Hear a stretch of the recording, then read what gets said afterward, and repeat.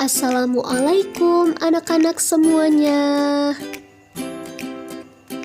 Apa kabarnya hari ini? Semoga kalian semua selalu dalam keadaan sehat dan tetap semangat untuk terus belajar. Baiklah anak-anak, sebelum pembelajaran kita mulai, marilah kita berdoa menurut agama dan kepercayaan masing-masing ya. Semoga pembelajaran hari ini dapat berjalan lancar dan menjadi ilmu yang bermanfaat. Nah anak-anak, pada kesempatan kali ini bersama saya, Ibu Nanda Ayu Jamila, yang akan memberikan penjelasan mengenai pembelajaran pada hari ini. Sebelum memulai pembelajaran, terlebih dahulu anak-anak harus menyiapkan buku dan alat tulisnya ya. Sudah siap anak-anak? Yuk kita mulai belajar. Hari ini kita akan belajar bersama pada tema 4, berbagai pekerjaan, subtema 3, pekerjaan orang tuaku, pembelajaran keempat. Baiklah anak-anak, inilah kompetensi dasar dan tujuan pembelajaran pada hari ini.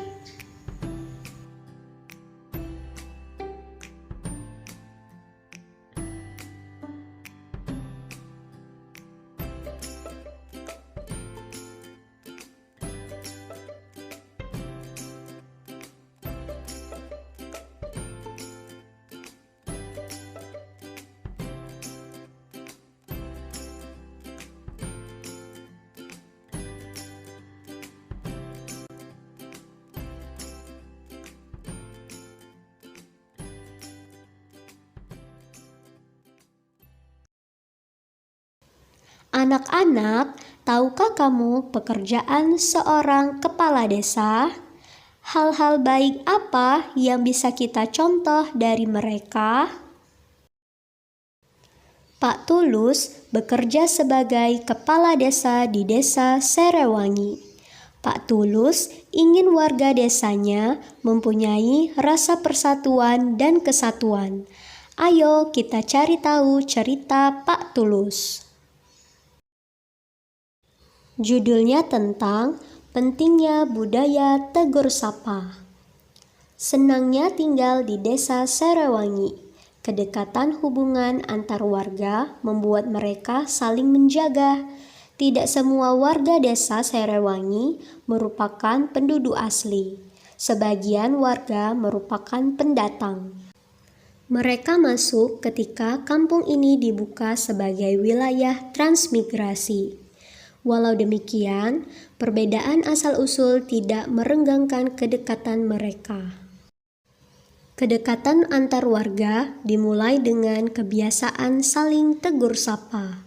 Ketika berpapasan di lorong antar rumah, di jalan atau di pasar, tak pernah terlewatkan untuk saling menegur. Sekadar mengucapkan selamat pagi, selamat siang, selamat sore. Sampai bertukar kabar atau berbincang sejenak. Semua saling kenal dan semua saling peduli. Di ujung jalan, tinggallah Nenek Ija seorang diri. Ia penghuni tertua di sini. Walau begitu, ia masih mandiri melakukan kesibukan di rumahnya. Kadang ia terlihat menyapu pelan daun-daun yang ada di halaman rumah. Lain waktu ia duduk beristirahat di beranda. Pak Tulus, sang kepala desa, rajin menyapa Nenek Ija. Pagi hari, sambil berangkat kerja, ia kerap mampir untuk sekedar mengantarkan ubi atau singkong rebus. Sore hari, ia lewat lagi seraya melambai kepada Nenek Ija yang sedang duduk di beranda. Pada suatu pagi, Pak Tulus tidak menjumpai Nenek Ija di halamannya. Sore harinya, beranda rumah Nenek Ija masih tetap sepi, sehingga Pak Tulus menyempatkan untuk singgah. Pak Tulus mengetuk pintu, tetapi tak dijawab. Pak Tulus membuka pintu dan melangkah masuk. Betapa terkejutnya beliau menjumpai Nenek Ija terkulai lemas di depan ruang tengahnya. Diraba dahinya terasa agak hangat. Rupanya Nenek Ija sedang sakit. Pak Tulus menyesal tidak menyempatkan mampir tadi pagi. Namun, belum terlambat. Pak Tulus mengajak beberapa warga untuk membawa Nenek Ija ke dokter terdekat. Pak Tulus mengatur jadwal warga yang akan bergantian untuk menjaga Nenek Ija sampai pulih. Tidak ada warga yang menolak. Semua sukarela untuk membantu, karena mereka tahu kelak suatu ketika mereka dalam kesulitan pasti akan dibantu juga. Sehingga budaya tegur sapa menjadi perekat antar warga. Budaya tegur sapa membangun kepedulian terhadap sesama. Nah, anak-anak, berdasarkan cerita tersebut, temukan unsur-unsur cerita yang ada dan tuliskan pada kolom berikut. Ada judul, tokoh, sifat tokoh, tempat, awal cerita, akhir cerita, dan pesan moral. Anak-anak, berdasarkan cerita tadi, hal baik apa sih yang bisa kita contoh dari Pak Tulus? Ya, betul sekali. Pak Tulus peduli terhadap kesusahan yang dialami warganya. Kemudian Pak Tulus dengan ikhlas menolong warganya, serta Pak Tulus sering mengunjungi warganya. Lalu, apakah Pak Tulus sudah mengamalkan sila ketiga Pancasila? Tentunya sudah ya anak-anak. Pak Tulus selalu menjaga kerukunan warganya, meminta warganya untuk saling peduli, menjaga kerukunan dan persatuan, sehingga Pak Tulus sudah mengamalkan Pancasila ketiga. Anak-anak, hal-hal baik apa yang dapat kita contoh dari warga kampung Serehwangi berdasarkan cerita tersebut? Ya, betul sekali. Hal yang dapat kita contoh yaitu perbedaan asal-usul tidak merenggangkan kedekatan mereka. Ketika berpapasan mereka saling tegur-menegur.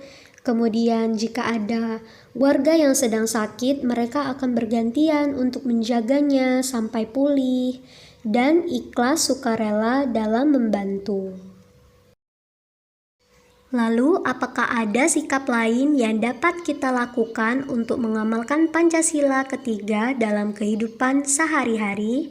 Tentunya ada ya anak-anak. Yang pertama, bangga dan cinta terhadap tanah air dan bangsa. Yang kedua, rela berkorban demi kepentingan bangsa dan negara. Yang ketiga, mengembangkan sikap saling menghargai. Selanjutnya itu membina hubungan baik dengan semua orang. Lalu menjunjung tinggi persatuan dan kesatuan, serta mengutamakan kepentingan bangsa di atas kepentingan pribadi. Sama dengan warga desa Serehwangi, Dayu dan teman-temannya juga memiliki rasa persatuan dan kesatuan. Baiklah, sudah paham ya anak-anak? Kita lanjutkan ya. Kali ini, Dayu dan temannya akan membuat acara perlombaan untuk 17 Agustus. Dayu dan temannya perlu menyiapkan bendera berbentuk segitiga untuk lomba. Berikut adalah contoh bendera yang ingin Dayu buat. Dayu ingin menghias benderanya dengan pita di bagian pinggirnya. Menurutmu berapa panjang pita yang dibutuhkan? Panjang pita yang dibutuhkan untuk seluruh sisi segitiga sama dengan keliling segitiga. Cara menghitung keliling adalah dengan menghitung jumlah ukuran sisi-sisinya. Nah anak-anak, perhatikan gambar berikut. Untuk mencari keliling segitiga, dapat kita cari dengan menambahkan sisi ditambah sisi ditambah sisi. Atau keliling sama dengan panjang AB ditambah panjang BC ditambah panjang CA. Agar lebih memahami, perhatikan contoh soal berikut ini. Nah, anak-anak, dapat kita lihat pada gambar di samping, masing-masing sisi segitiga adalah 6, sehingga dapat diketahui AB sama dengan 6 cm, BC sama dengan 6 cm, dan CA sama dengan 6 cm. Ditanya, berapakah keliling segitiganya? Dapat kita jawab, keliling sama dengan panjang AB ditambah panjang BC ditambah panjang CA. Lalu, tinggal kita masukkan saja panjang dari AB, BC, dan CA. Menjadi keliling sama dengan panjang AB 6 cm ditambah panjang BC 6 cm ditambah panjang CA yaitu 6 cm. Maka didapatkan keliling segitiga sama dengan 18 cm. Contoh soal yang kedua, berapakah keliling dari bangun di bawah?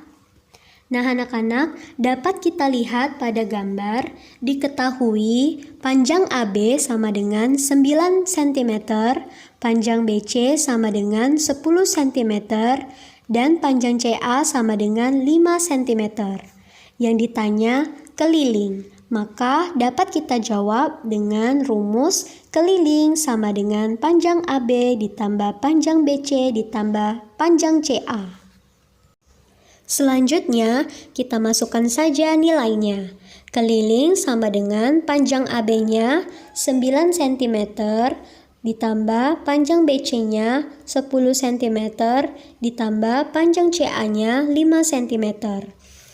Menjadi keliling sama dengan 9 ditambah 10 ditambah 5. Maka didapatkan keliling segitiga adalah 24 cm. Nah, anak-anak, setelah mengetahui dan memahami contoh soal, ayo bantu Dayu untuk membuat bendera dengan pita di bagian pinggirnya. Tulislah di buku tugasmu ya. Demikianlah pembahasan kita pada hari ini. Semoga dapat bermanfaat untuk anak-anak semuanya. Ibu akhiri, wassalamualaikum warahmatullahi wabarakatuh.